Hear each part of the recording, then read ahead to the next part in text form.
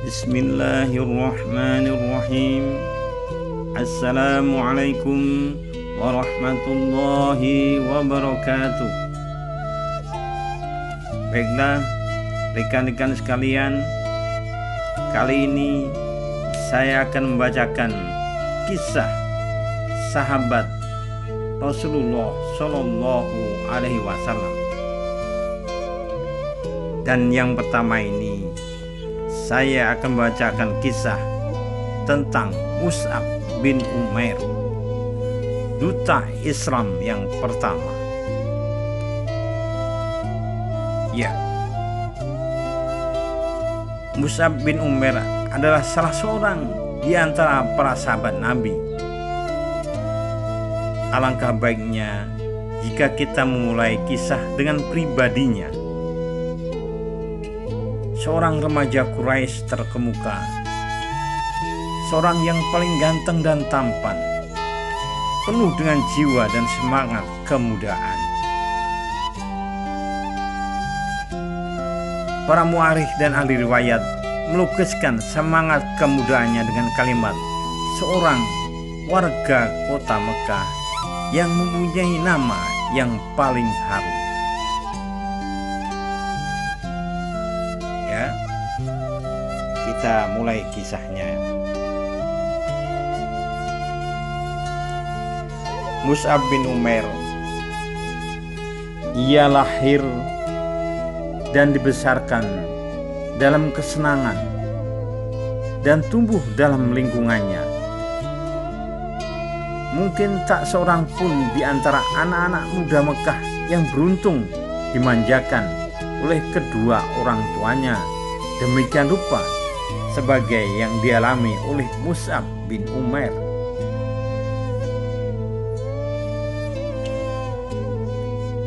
Mungkinkah kiranya anak muda yang serba kecukupan, biasa hidup mewah dan manja, menjadi buah bibir gadis-gadis Mekah dan menjadi bintang di tempat-tempat pertemuan, akan meningkat sedemikian rupa hingga menjadi sebuah cerita tentang keimanan, menjadi tamsil dalam semangat kepahlawanan. Sungguh suatu riwayat yang penuh pesona, riwayat Mus'ab bin Umair, atau juga disebut Mus'ab yang baik. Sebagai biasa digelarkan oleh kaum muslimin. Ia salah satu di antara pribadi-pribadi muslimin yang ditempa oleh Islam dan dididik oleh Muhammad Shallallahu Alaihi Wasallam.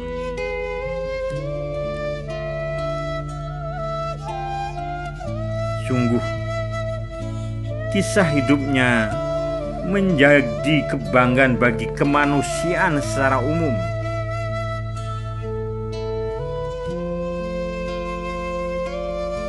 Suatu hari, anak muda ini mendengar berita yang telah tersebar luas di kalangan warga Mekah mengenai Muhammad Al-Amin, Muhammad Sallallahu Alaihi Wasallam, yang mengatakan bahwa dirinya telah diutus Allah sebagai pembawa berita suka maupun duka, sebagai dai yang mengajak umat beribadat kepada Allah yang Maha Esa.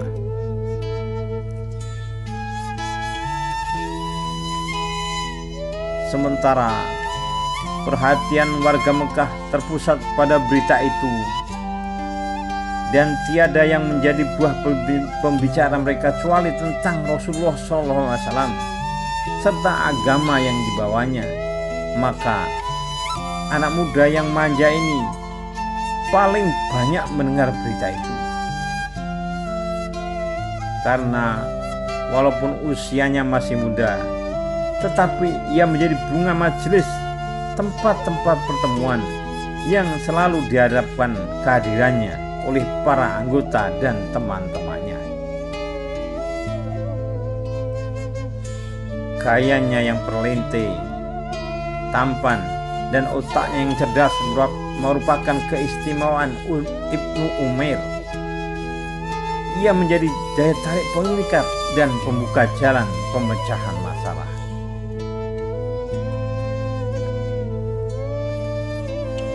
Di antara berita yang didengarnya ialah bahwa Rasulullah bersama para pengikutnya biasa mengadakan pertemuan di suatu tempat yang terhindar jauh dari gangguan gerombolan Quraisy dan ancaman-ancamannya, yaitu di Bukit Sofa di rumah antara Arqam bin Abil Arqam.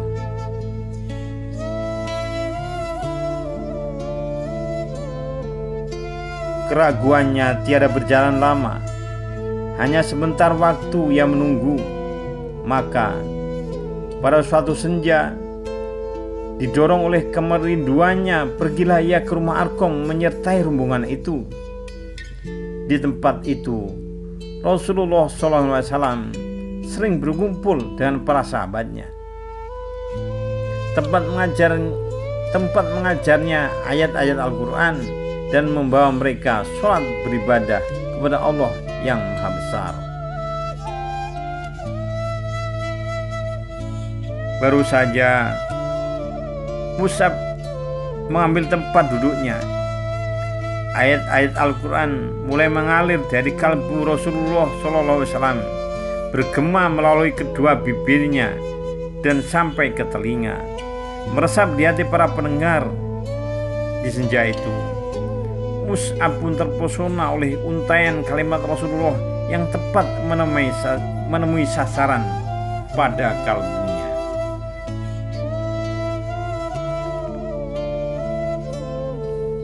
Hampir saja anak muda ini terangkat dari tempat duduknya karena rasa haru, dan berasa terbang ia karena gembira.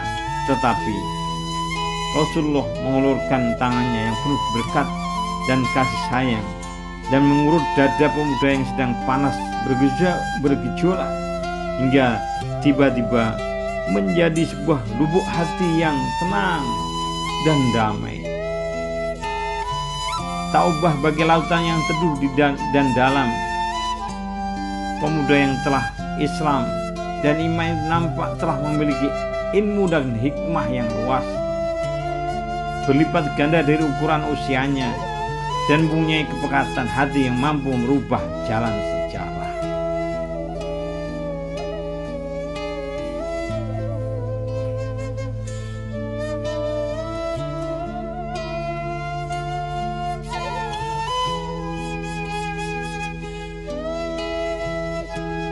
Di tempat lain, Ibunda Mus'ab bin Umair, Khunas binti Malik, ialah seorang yang berkepribadian kuat dan pendiriannya tak dapat ditawar atau diganggu gugat. Ia wanita yang disegani bahkan ditakuti.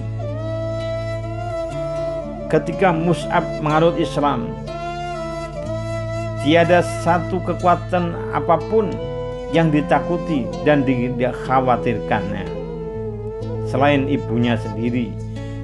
Bahkan walau seluruh penduduk Mekah beserta berhala-berhala para pembesar dan padang pasirnya berubah rupa menjadi suatu kekuatan yang menakutkan yang hendak menyerang dan menghancurkannya, tentulah Mus'ab akan menganggapnya enteng. Tapi tantangan dari ibunya bagi Mus'ab tidak dapat dianggap kecil. Ia pun segera berpikir keras dan mengambil keputusan untuk menyembunyikan keislamannya sampai terjadi sesuatu yang dikehendakinya Allah. Demikianlah ia senantiasa bolak-balik ke rumah Arqam menghadiri majelis Rasulullah, sedang hatinya merasa bahagia dengan keimanan dan sedia menebusnya dengan amarah murka ibunya yang belum mengetahui berita keislamannya. Tetapi di kota Mekah tiada rahasia yang tersembunyi, apalagi dalam suasana seperti itu. Maka kaum Quraisy berkeliaran di mana-mana, mengikuti setiap langkah dan menyelusuri setiap jejak. Kebetulan seorang yang bernama Utsman bin Tol'ah melihat Mus'ab memasuki rumah Arqam secara sembunyi. Kemudian pada hari yang lain dilihatnya pula ia sholat seperti Muhammad SAW.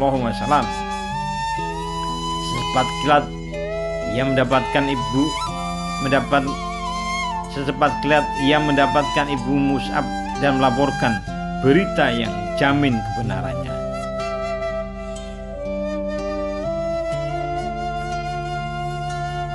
Berdirilah Mus'ab di hadapan ibu dan keluarganya serta para pembesar Mekah yang berkumpul di rumahnya. Dengan hati yang yakin dan pasti dibacakan ayat-ayat Al-Quran yang disampaikan Rasulullah untuk mensuci hati nurani mereka, mengisinya dengan hikmah dan kemuliaan, kejujuran dan ketakwaan.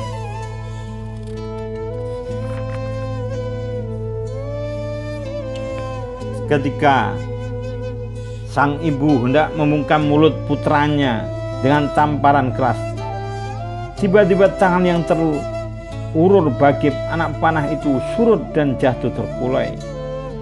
Demi melihat nur atau cahaya yang membuat wajah yang telah berseri cemerlang itu kian berwibawa dan patut diindahkan, menimbulkan suatu ketenangan yang mendorong dihentikannya tindakannya. Karena rasa keibuannya, ibunda Mus'ab terhindar memukul dan menyakiti putranya, tetapi tak dapat menahan diri dari tuntutan bela berhala-berhalanya dengan jalan lain. Dibawalah putranya itu ke suatu tempat terpencil di rumahnya, lalu dikurung dan dipenjarakan amat rapat. Demikianlah beberapa lama Mus'ab tinggal dalam kurungan sampai saat beberapa orang muslimin hijrah ke Habasyi. Mendengar berita hijrah itu, Mu'adz pun mencari muslihat dan berhasil mengelabui ibu dan penjaga-penjaganya, lalu pergi ke Habasyi melindungkan diri. Ia tinggal di sana bersama saudara-saudara kaum muhajirin, lalu pulang ke Mekah. Kemudian ia pergi lagi hijrah kedua kalinya bersama para sahabat atas titah Rasulullah dan karena taat kepadanya. Baik Habasyi maupun Mekah, ujian dan penderitaan yang harus dilalui oleh Mus'ab di tiap saat dan tempat kian meningkat. Ia telah selesai dan berhasil menempa corak kehidupannya menurut pola yang dimodelnya telah dicontohkan Rasulullah SAW. Ia merasa puas bahwa kehidupannya telah layak untuk dipersembahkan, baik pengorbanannya terhadap penciptanya yang maha tinggi, Tuhan yang maha besar. Pada suatu hari, ia tampil di hadapan orang-orang muslimin yang sedang duduk sekeliling Rasulullah SAW demi memandang Mus'ab. Mereka sama menundukkan kepala dan memejamkan mata, sementara beberapa orang matanya basah karena duka. Mereka melihat Mus'ab memakai jubah usang yang bertambal-tambal, padahal belum lagi hilang dari ingatan mereka pakaian sebelum masuk Islam. Taubahnya bagikan kembang di taman berwarna-warni dan menghamburkan bau yang wangi. Adapun Rasulullah menatapnya dengan pandangan penuh arti, disertai cinta dan kasih dan syukur dalam hati. Pada kedua bibirnya tersungging senyuman mulai seraya bersabda, "Dahulu saya lihat Mus'ab ini tidak ada yang mengimbanginya dalam memperoleh kesenangan dari orang tuanya. Kemudian ditinggalkannya semua itu demi cintanya kepada Allah dan Rasul-Nya.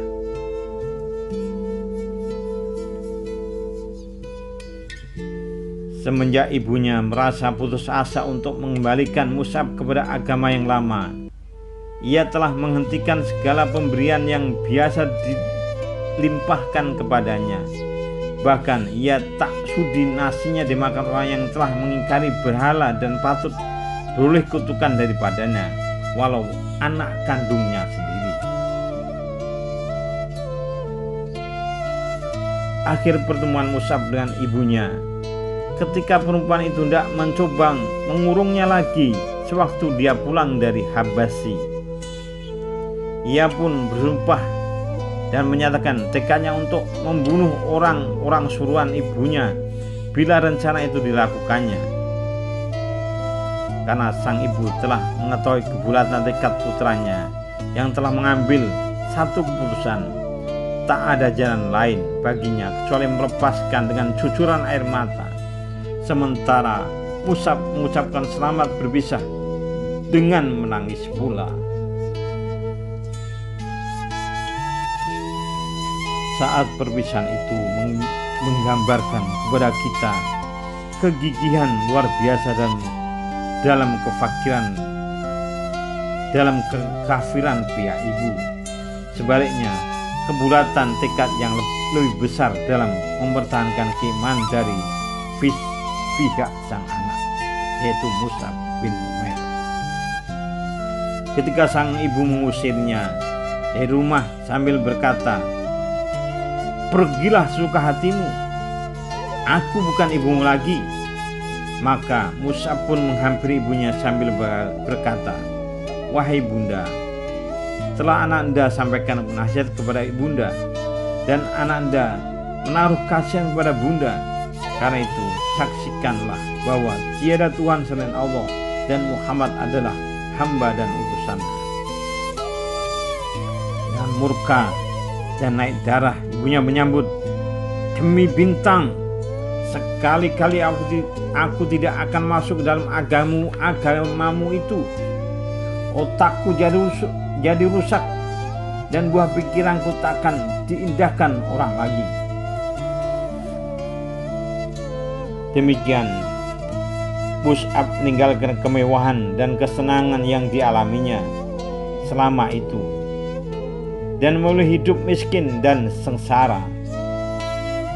Pemuda ganteng dan perlente itu kini telah menjadi seorang melarat dengan pakaian yang kasar dan usang, sehari makan dan beberapa hari menderita lapar. Tetapi jiwanya yang telah dihiasi dan akidah suci dan cemerlang berkat sepuhan nur ilahi telah merubah dirinya menjadi seorang lain, yaitu manusia yang dihormati, penuh wibawa dan disegani. Baiklah, sampai sini dulu. Kita lanjutkan nanti di hari berikutnya. Assalamualaikum warahmatullahi wabarakatuh.